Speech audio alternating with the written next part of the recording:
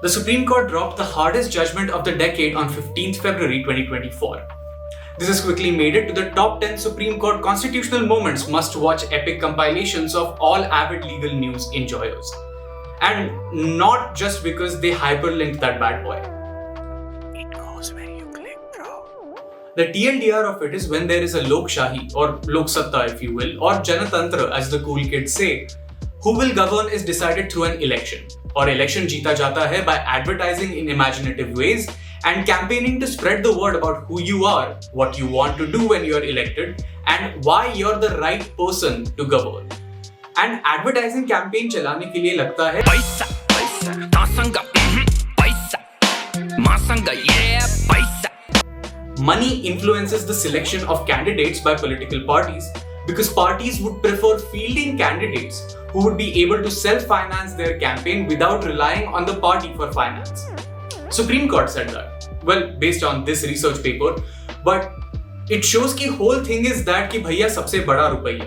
It makes sense also, since the last election we had was the most expensive election in the world. If you need money to win elections, then you have to source it from somewhere.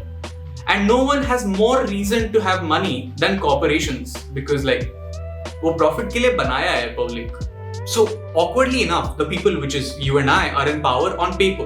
But the investors who can decide who will be more visible to you and me are the people who want to sell you buildings, medicines and lottery tickets. This is why we've had a weird relationship in terms of corporate funding of political parties to make sure that the corporations don't or can't donate a controlling stake in elections. The Companies Act was amended in 1960 to provide a ceiling for donations to political parties. The ceiling was fixed at Rs 25,000 or 5% of the average net profit of the company for 3 preceding financial years, whichever amount was greater. Then in 1969, that law was amended and the government is like, कोई जरूरत ना है corporate funding की. फिर 1985 में law फिर से बदला with stringent conditions कि only a company that has existed for 3 years, a board of directors resolution was made mandatory and there were penalty of up to 3 times the amount contributed if there was irregularity. This was in addition to the 5% cap on the contributions and requiring disclosure of political donations by companies. 2013 में जब नया Companies Act आया, तो the 1985 Act वाला provision was superseded. The upper limit was updated to 7.5% of the total profit in the last 3 financial years before making the donations, and they changed the fine from 3 times to 5 times the amount given. Our law gets specific in 2017 when the Bharat Sarkar passed the 2017 Finance Act. This act made amendments to 4 other acts: the Representation of People Act, the Companies Act, the Income Tax Act, and the Reserve Bank of India Act to introduce the Electoral Bonds scheme. Very interestingly, the Companies Act was amended to completely remove the upper limit on donations. The necessity for disclosures was changed to show the total amount donated, so companies could donate all the money they wanted to political parties, and only needed to show how much they donated in total, but not to who. The condition was that they would have to donate through the electoral bonds. Basically, people or companies will get a KYC account with SBI. They can buy electoral bonds worth whatever amount of money through this account, and then this bond can be given to whatever political party they wanted to give the money to. And then the political party has to encash this electoral bond within 15 days. If they fail to do so, the money in the electoral bond goes into the PM Relief Fund. The RBI and the Election Commission of India voiced their concerns about it at the time. RBI said that it should be the only bank to issue the electoral bonds, even going as far as saying it should be issued only at RBI Mumbai. And they should only be issued during specific time frames. They also stated that the scheme will not account for the people who will handle the money between being issued from the bank and being encashed at the bank, making the scheme perfect for money laundering. ECI said that it will have a massive impact on transparency of political funding. The ECI specifically objected to the removal of the cap on political donations for corporations and recommended it be reinstated to make sure that track record profit-making companies are the only ones that can make donations to political parties. So that money laundering avoid kiya jaye. But the government just wrote back to the RBI saying RBI has not understood the core purpose. Well, फिर क्या? Association for democratic reforms ने घुमाया phone, lawyer pulled up to Tilak road, printer किया load, matter mentioned in CGI court. Association for Democratic Reforms, the Communist Party of India Marxist, and the Common Cause filed a petition challenging the constitutionality of this scheme.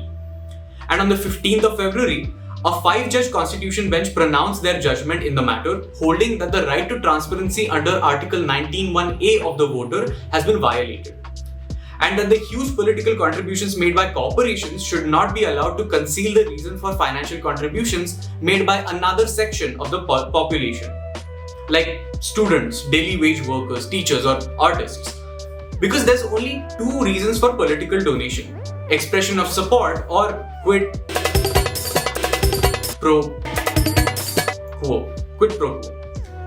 The court also pointed out that these bonds provide economically resourced contributors who already have a seat at the table selective anonymity from the public, not the political party.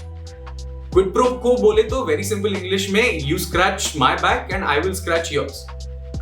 The Reporters Collective, News Laundry, The News Minute, Scroll.in, Akash Banerjee, and so on and so forth have all pointed out that donations to ruling parties have been followed up with tenders and contracts, sometimes to preserve administrative allocation of contract distribution. There's also an interesting application of you scratch my back and I won't lacerate yours. 14 of the top 30 donors have had enforcement directorate and income tax probes against them. Reporters Collective even has a timeline of how much contribution was made and how long after the central agency probes. You can go check that out on their website as well. The Association for Democratic Reforms, a non-partisan organization that filed this petition, played a very consequential role in bringing this data and protecting the right to transparency of the Indian public.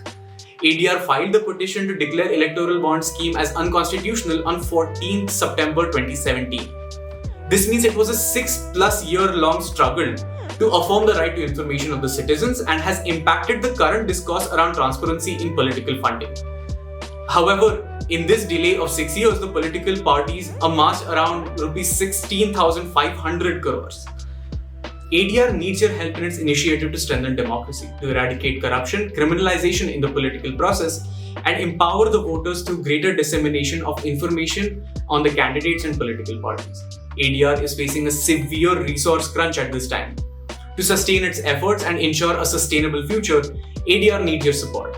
Even a minimum donation of rupees 100 can significantly contribute to the cause and overall sustainability of the organization. Your support, contribution, no matter the amount, is invaluable in upholding the ADR's mission.